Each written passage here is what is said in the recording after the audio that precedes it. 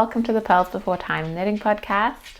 I'm Elise, and oh, I have a special guest today. Let me show you. Come on, little buddy. Ooh. Let's make sure you're not all tangled up. There we are. This is Anton. He is someone very special. I'm dog sitting him for the week. Yes, he's such a good boy. Yes, he is. So I haven't filmed in a little while because you might have noticed I'm in a different place. I've moved. Not very far from where I was before, just moved. You're going to stop grunting. You're going to make it nice and quiet. Can we be nice and quiet? Okay.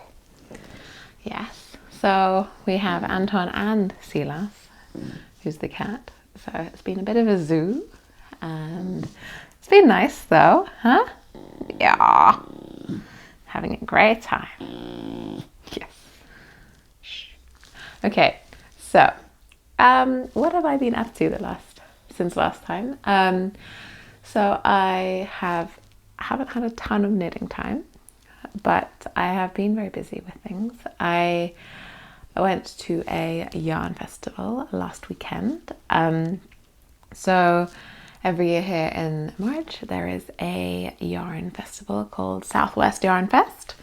So I live in Stavanger on the west coast of Norway, and so this is a very fun yarn festival, and there's a lot of yarn makers and dyers and producers that come every year.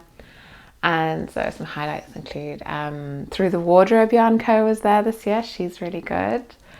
She makes really fun colorways. She recently released a Bridgerton collection, which had a little moment on Instagram, which was really fun. But she's mostly sold out of that before the festival. Otherwise, there was a really nice dyer, I think she is. Her name is Mrs. Fox Yarns. And she does a lot of very, very nice yarn qualities, as well as really nice, kind of more pastel-y colorways. But one of the ones I really like, it's a color that she had in several types of yarn, was called Anunge, which means duckling. And it was this really fun, buttery yellow color. And I really could see myself having a summer top with some kind of ruffly sleeve in this yarn. I thought it was so gorgeous. So yeah, my plan for today is I'm just going to talk a little bit about projects and what I've been up to, and have a catch up. And then after that, I'm going to just go through 3 of my favorite knitting books that I have at the moment. So I have a lot of knitting books. But obviously with the move, you get to actually like engage with your stuff a little bit more, reflect on what books you really like and which ones you haven't really enjoyed. So I thought I would talk about that a bit later. So what I've been up to knitting wise is I have finished the yoke on my Magnolia Bloom by Camilla Vad. It is this beautiful thing here. I have like 50 stitches left to do before I separate for sleeves, and then I'll just have a lovely fun stockinette project to pick up when I want some mindless knitting, which is really nice because a lot of my projects kind of go on pause if I get to a point where I really need to like concentrate for a couple of hours, and I don't always have the time to just focus solely on the knitting. I just, when I want to, zone out after work, I don't always want to, put on my glasses and look at things and count lots of stitches and stuff. So one of the projects that hasn't had a lot of progress in a while, because of exactly that reason, is a project called the Piechamol that I've been working on since last year. Well, I shouldn't say since last year. I worked on it last year for a bit, and then I have had it on hold. And the reason it's been on hold, let me show you. So this is the Piechamol by Creadia Studios. And she is a Danish designer who makes really, really beautiful patterns. Quite a lot of them are on very thin needles, this included. So this is on 2 and 2.5 millimeter needles. So it's actually quite fun when it's just stockinette or rib. It's just when it's the picking up of stitches and like tubular bind offs that are a bit harder. But I got quite far. I had a good spurt last year. So the plan with this top is lots of ends with it as well. But anyway, so this is how it's gonna sit, and then you have to, I'm gonna have like a neckline that's made in this kind of rib, and it goes along the whole top and then around the shoulders.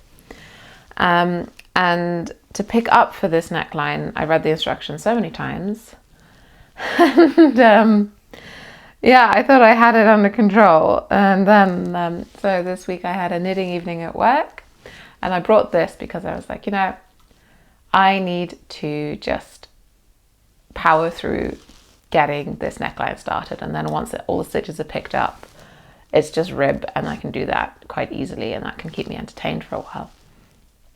Because I really enjoyed doing the armhole ribbing, actually, even though it was on 2mm needles, surprisingly. So, oh, are you falling? Don't fall. There we go. There we go. No, so, oh, can I have my knitting back? Thank you. Yeah, the issue with this neckline pickup is that you have to pick up along the back, and then you have to do an Italian cast. So you pick up along the back, you break the yarn, you join with new yarn, and then you do an Italian cast on for the stitches that are like new stitches, and then you pick up along the front, and then you break the yarn, and then you do the same thing again. So it is something that requires a little bit of concentration, and it doesn't actually take that much. I learned after doing it, but the problem was I made the mistake. So I was doing this obviously at this work knitting event, and we were like chatting and stuff, and I thought, you know, I know what I'm doing. And then I got home and I was so pleased because I was like, finally I've picked up for this neckline, I've got my 200 and whatever stitches, I can just work rib now happily. And I start working rib, and after like a couple of rounds I'm like, there's a mistake here. So what happened was, as I was working in rib, there was this kind of like lip on the edge of the fabric between the top and the ribbing, and I was like, that's not supposed to be there. And I reread the pattern, and obviously it said pick up on the right side, and what they were talking about was right and wrong side, not right and left side, and I picked up on the right but on the wrong side.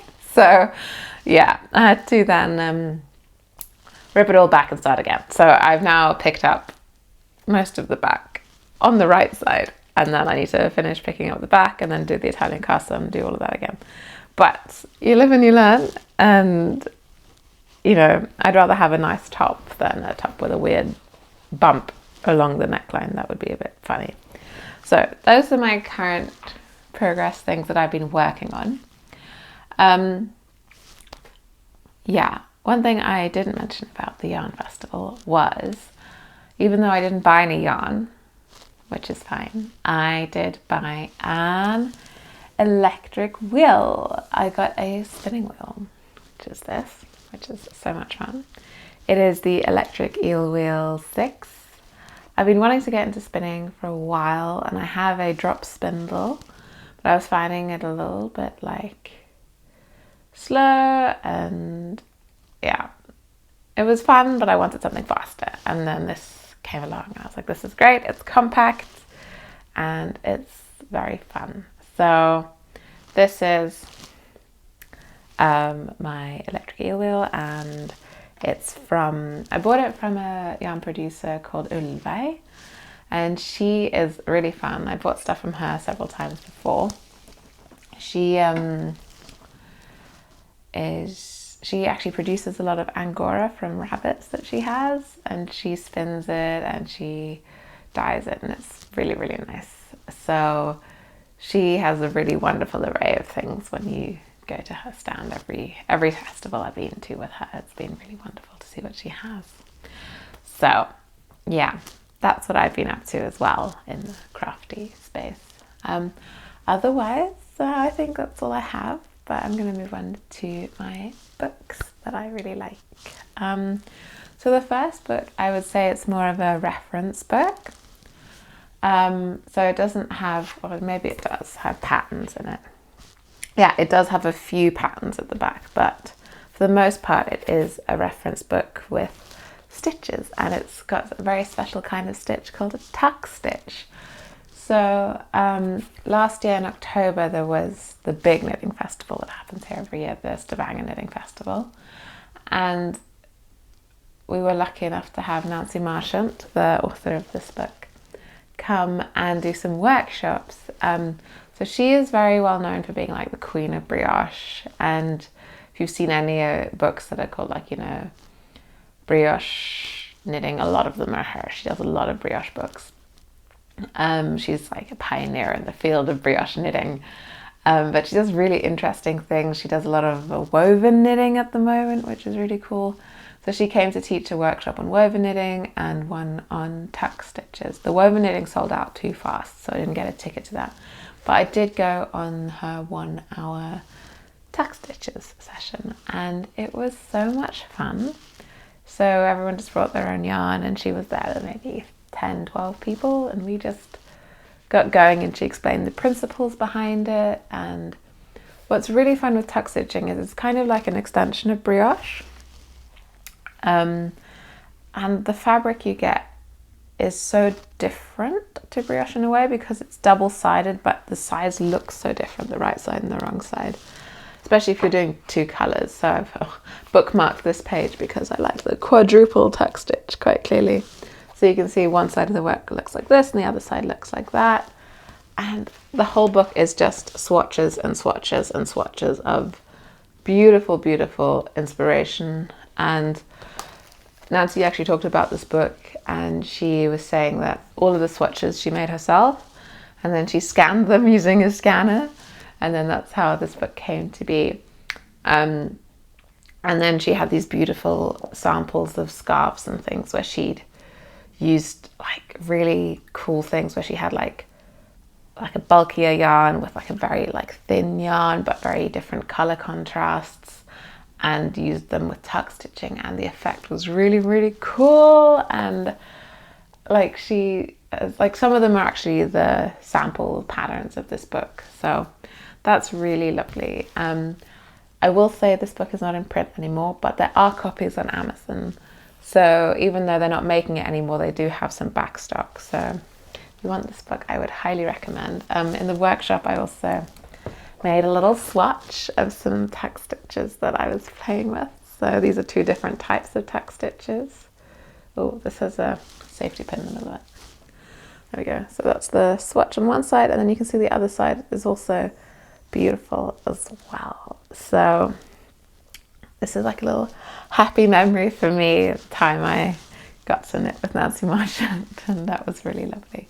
So I think she is so inspiring, and this book is super inspiring. It's one of those books that if you're a designer or if you're a knitter who just wants to play with interesting textures, this is for you in a big way. So recommend. The second book that I really love, and every time I look at it I kind of fall in love with a different thing, is 52 Weeks of Shawls, published by Laine Publishing. They have a whole series, 52 Weeks. I've gone on about it before. So they have Socks Volume 2, Easy Knits. They've recently released 52 Weeks of Accessories. I think they've also had designer calls for is it 52 Weeks of Chunky Knits, I think? So I don't know. But they have all these beautiful books, and the photography is wonderful. The curation of patterns is also so good. So what I will say with this is, I think it's 52 designers if I'm not mistaken, and each of them sent in a contribution. So yeah, with Laine, they send out a design call for a book or something, and then you can submit pictures for them, and then they choose 52. And this has really, really wonderful patterns in it. I've made one pattern from it. So I've made the Limelight shawl, which is this one behind me. It's, yeah, lace and garter and colour and happy. That's what it is. So I think that is one of the most out of all the book shawls in here, it's the one with the most projects in Ravelry. So I don't know if that says much, but it's very fun. But I have I've got yarn for one more, one particular shawl in here called the Inne. I can see if I can find it. I often struggle to find patterns in the actual book. Oh, yay. Because they're not in alphabetical order, so you just have to read through the list until you find the one you want. There you go, page 182. So, but there are some really fun patterns in here. Like, yeah, this is the Inne. So pretty. So this is a steeked shawl worked in colour work, and I think it's so fun. So I'm really excited to start that when I've finished a few more projects that I have on the go right now.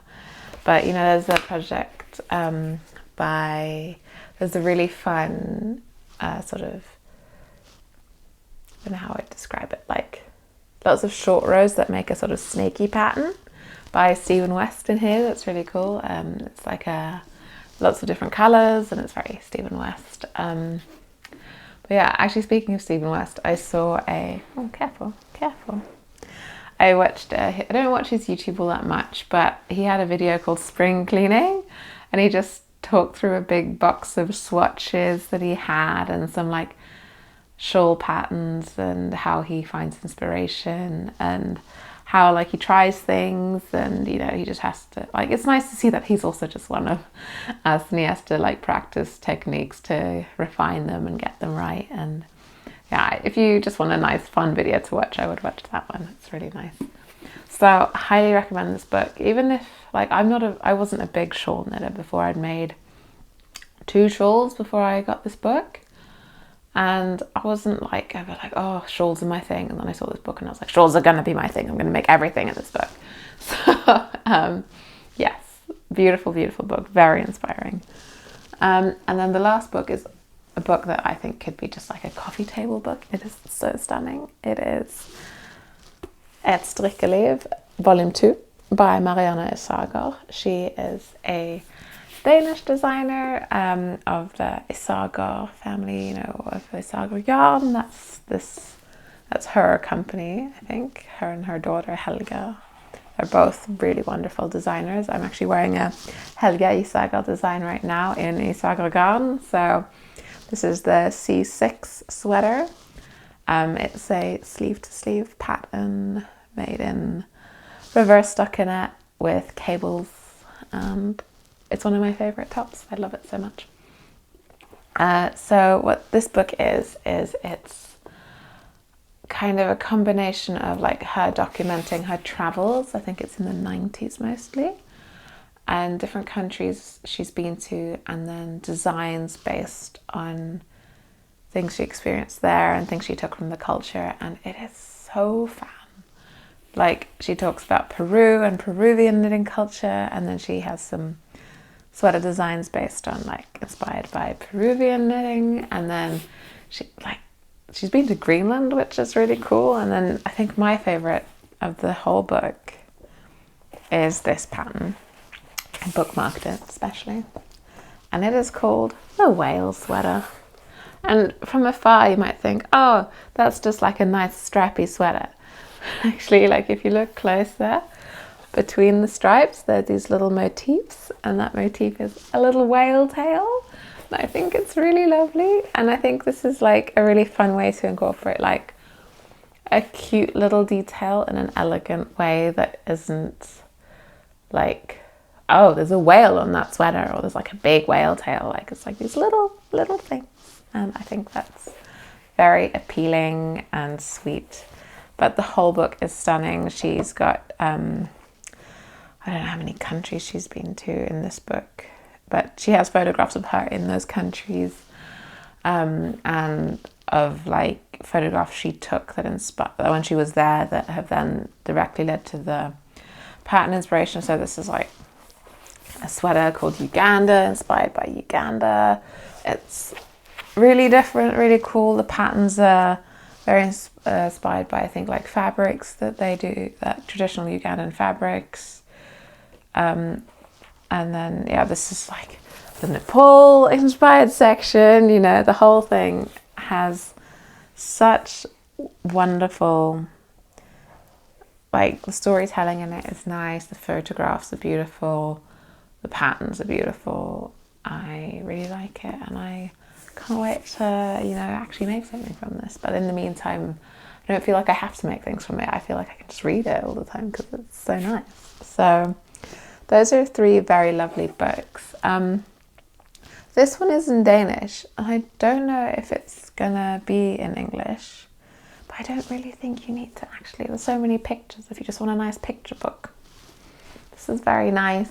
So I love this book so much. I love all my books very much. I get a bit attached to them. So yeah, those are all my real sort of updates and what I've been up to in the last couple of weeks. Hopefully I'll have a bit more knitting time in the future, because this little guy is going to be going home soon, and yeah, the moving is there's less to do on that. The big stuff is done, and yeah, so things should settle down a bit, and we'll see how the background evolves. But yeah, that's everything on my end. How are things going with you? Have you got knitting projects on your needles? What are you up to? Are you planning anything for knitting? So yeah, just let me know. And yeah, if you want to follow me on Instagram, I'm there. I'm also on Ravelry. I have Purlsbeforethyme on all of them, so they're there. I have a couple of designs on Ravelry if you want to check those out. And I do also have a Ravelry wish list, so if you want to contribute to what I do here and buy me a pattern, you can. The Magnolia Bloom pattern was kindly gifted to me by a wonderful viewer, so I'm really grateful. I will probably make things that you get. But yeah, anyway, I hope all of you have a wonderful time. Until next time.